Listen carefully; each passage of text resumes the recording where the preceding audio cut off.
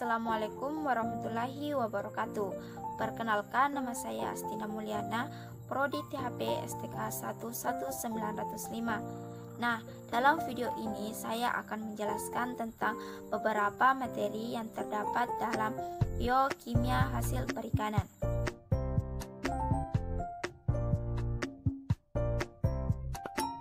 Yang pertama, saya akan menjelaskan tentang ilmu biokimia hasil perikanan, di mana biokimia adalah ilmu yang mempelajari tentang struktur, fungsi, sifat, dan reaksi-reaksi kimia yang terjadi dalam tubuh makhluk hidup atau kimia kehidupan.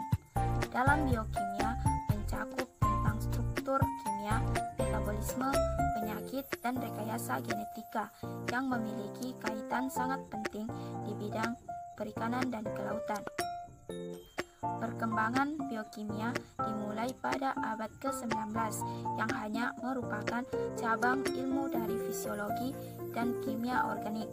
Pada tahun 1820 mempelajari tentang klasifikasi makanan.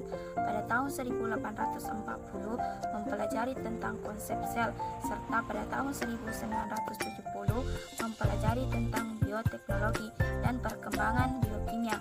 Sekarang sudah menjadi lebih mudah karena bukan hanya membaca DNA tetapi sudah bisa mengedit DNA yang ada di suatu organisme.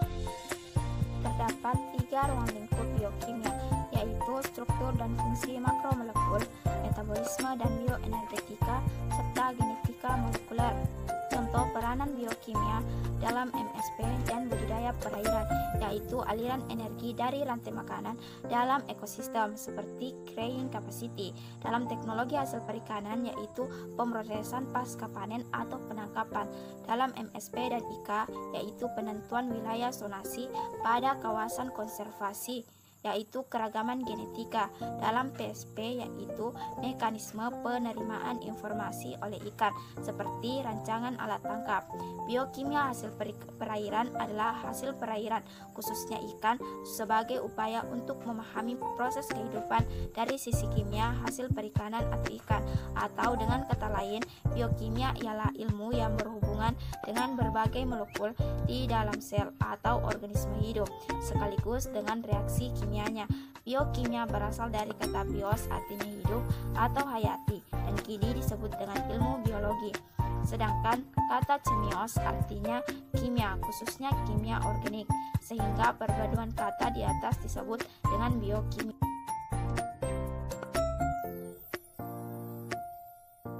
Yang kedua, saya akan menjelaskan tentang air dalam perairan. Air sebagai media kehidupan. Air memiliki rumus kimia H2O dan air berfungsi sebagai media transport elektron dan reaksi enzimatis dalam tubuh makhluk hidup. Struktur molekul air yaitu berbentuk V, mempunyai dipole elektrik. Fungsi lain dari air yaitu dapat mengionisasi, mempunyai titik didih, titik lebur, dan panas penguapan, serta sebagai polar dan pelarut. Selanjutnya, struktur kisi-kisi kristal es apabila dibandingkan dengan kristal air, struktur kisi atau kisi kristal es jauh lebih kompak karena kisi kristal es membentuk struktur tetrahedral yang ditopang oleh ikatan hidrogen antar molekul H2O, sehingga struktur es lebih kompak dan solid dibandingkan struktur air yang menyebabkan es berwujud padat suhu di bawah 0 derajat Celcius. Ikatan hidrogen merupakan ikatan gaya antara molekul yang terbentuk antara atom yang bersifat elektronegatif atau ON dan atom H yang berikatan kovalen dengan atom elektronegatif lain pada molekul sama atau molekul lain. Pembentukan ikatan H lainnya selain molekul air sebagai berikut. Yang pertama, ikatan H antara ikatan alkohol dan air. Yang kedua, ikatan H antara gugus keton dan air. Yang ketiga, ikatan H antara peptida di dalam polipeptida. Yang keempat, ikatan H antara basa-basa DNA yang komplement.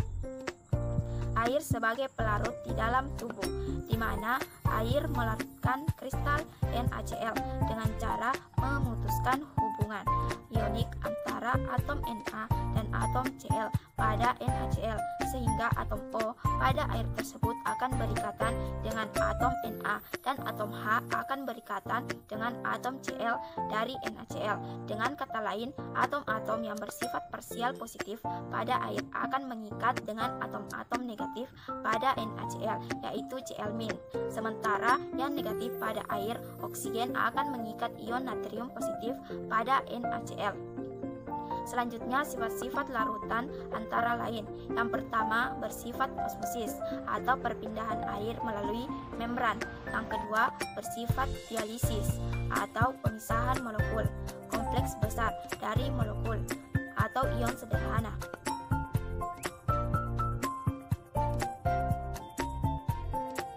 Yang ketiga, saya akan menjelaskan tentang protein dan asam amino.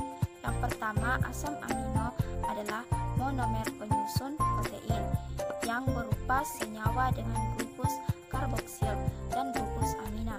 Jumlah asam amino di alam sangat banyak, tetapi digunakan untuk menyusun protein itu hanya ada 20 dan dibedakan pada rantai samping atau R. Berdasarkan rantai sampingnya atau R, asam amino dikelompokkan menjadi 5, yaitu yang pertama asam amino nonpolar alifatik, yang kedua asam amino polar netral, yang ketiga asam amino bermuatan negatif, yang keempat asam amino bermuatan positif, yang kelima asam amino aromatik. Berdasarkan kemampuan tubuh dalam mensintesis dibagi menjadi asam amino esensial dan asam amino non-esensial. Penamaan asam amino berdasarkan IUPAC.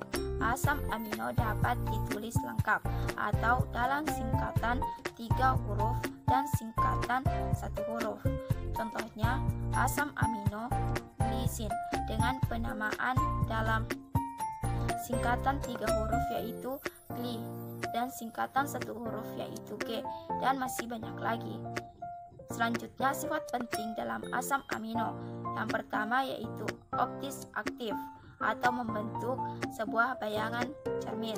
Yang kedua, sweeter ion, di mana asam amino bisa berupa ion positif atau asam amina dan ion negatif atau karboksil. Yang ketiga, berperang sebagai asam dan basa.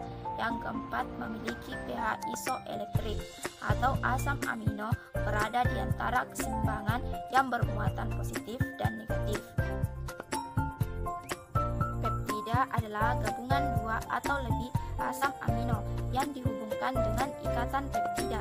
Dalam berat molekulnya biasanya kurang dari 10.000 Dalton. Pembentukan ikatan peptida yaitu ikatan kovalen antara gugus karboksil dan gugus amina dari 2 asam amino. Jika tersusun dari 2 asam amino, maka disebut sebagai dipeptida. Jika tersusun dari 3 asam amino, disebut tripeptida. Jika tersusun dari 4 asam amino, disebut tetrapeptida. Dan jika tersusun dari 5 asam amino, disebut pentapeptida. Penamaan peptida di mana asam amino diurutkan dari ujung N ke ujung C yang terdiri dari 5 asam amino, yaitu ser, gli, ti, r, ala, leu. Maka penamaan peptidanya adalah seril glisil tirosinil alanil leusin. Peptida berfungsi dalam hormon dan sebagai toksin atau racun. Yang kedua, protein. Protein adalah polimer alami dari asam amino yang dihubungkan dengan ikatan peptida dan memiliki berat molekul lebih dari 10.000 Dalton. Tingkatan struktur protein terdiri dari struktur primer, sekunder, tersier, dan kuaterner. Klasifikasi protein menurut fungsinya sebagai berikut. Yang pertama, biokatalisator, kedua, nutrien dan penyimpanan, yang ketiga, protein dan struktural, yang keempat, protein pertahanan, dan yang kelima, protein penggerak atau kontraktor, yang keenam, protein transport, dan terakhir yaitu protein pengatur. Klasifikasi protein menurut bentuknya terdiri dari protein globular, yang kedua, protein serabut,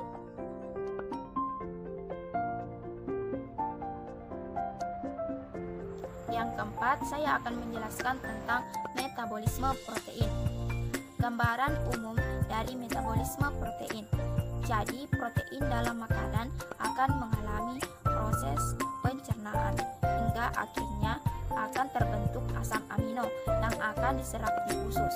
Asam amino akan dibuang melalui peredaran darah menuju ke hati untuk mengalami proses metabolisme. Metabolisme yaitu katabolisme asam amino yang terjadi melalui transaminasi dan deaminasi. Produknya nanti berupa amonia dan kerangka karbon. Jika masih dibutuhkan, amonia ini akan digunakan untuk membentuk asam amino yang baru. Namun jika tidak, maka akan dikeluarkan dalam bentuk urea melalui urin. Proses ini terjadi dalam siklus urea. Sementara itu, kerangka karbon yang diperbolehkan akan masuk ke dalam siklus asam sitrat dan dapat digunakan untuk menghitung energi. Katabolisme asam amino terjadi dalam beberapa tahap yang terdiri dari yang pertama, perpindahan gugus amino, di mana terdiri dari transaminasi atau memindahkan gugus amina dari asam amino ke aketobulate yang menghasilkan L-glumate yang akan diproses lebih lanjut dalam reaksi deaminasi. Yang kedua, deaminasi, di mana glutamat mengalami deaminasi oksidatif yang menghasilkan ion NH4+. Ion NH4+ yang dihasilkan akan melanjutkan perjalanan dalam siklus urea untuk dapat dikeluarkan dari dalam tubuh. Reaksi ini dikatalisis oleh enzim L-glumate dehidrogenase dalam matriks mitokondria. Yang kedua, siklus urea, di mana NH4+ yang dihasilkan pada deaminasi akan diubah menjadi karboksil fosfat dan mengikuti proses siklus urea hingga terbentuk urea yang siap dikeluarkan dalam urin. Yang ketiga, perubahan kerangka karbon. Kerangka karbon dari asam amino yang telah mengalami pemindahan gugus akan masuk ke dalam siklus asam sitrat sesuai dengan jenis awal asam amino dari asalnya. Keempat, siklus asam sitrat, masuknya pemindahan gugus yang sesuai dengan jenis awal asam amino asalnya. Anabolisme asam amino. Asam amino selain diperoleh dari makanan terutama non-esensial juga bisa diperoleh dari jalur sintesis senyawa-senyawa baik itu pada glikolisis maupun siklus asam sitrat. Biosintesis protein terjadi pada dua tahap utama, yaitu yang pertama transkripsi atau proses penyalinan DNA menjadi RNA, di mana produknya yaitu 3 jenis RNA. Yang kedua, translasi atau proses penerjemah molekul mRNA menjadi urutan asam amino yang menyusun protein. Komponen dalam translasi terdiri dari ribosom rRNA, mRNA, tRNA, dan asam amino. Tahap translasi terdiri dari yang pertama aktivasi asam amino, yang kedua inisiasi translasi, yang ketiga elongasi translasi, yang keempat transminasi translasi, yang kelima pengolahan pasca translasi.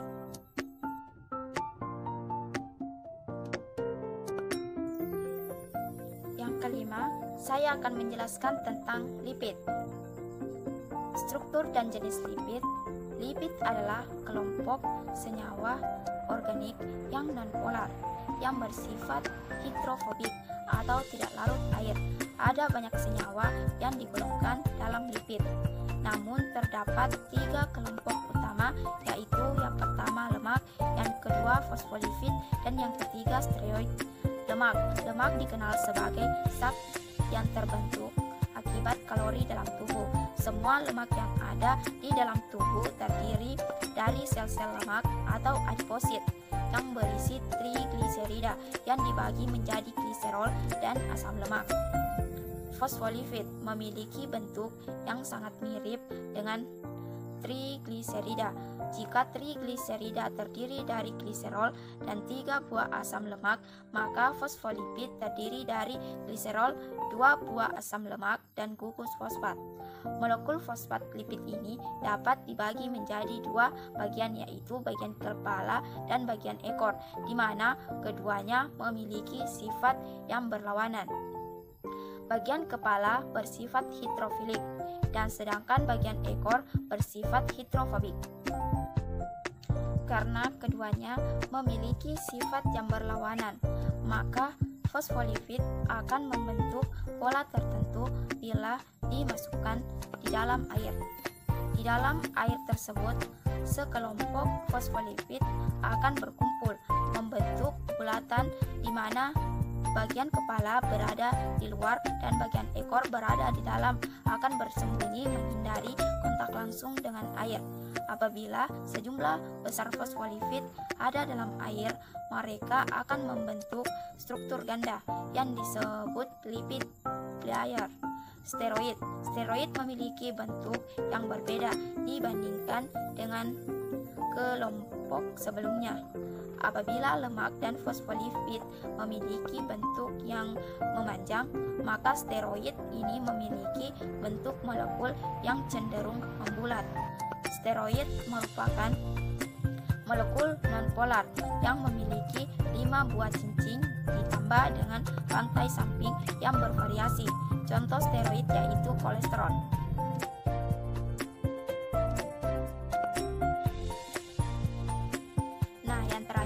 Atau yang keenam, saya akan menjelaskan tentang metabolisme lipid. Metabolisme berdasarkan etimologi berasal dari 2 kata, yaitu meta dan bovean, yang artinya sebagai suatu lemparan perubahan.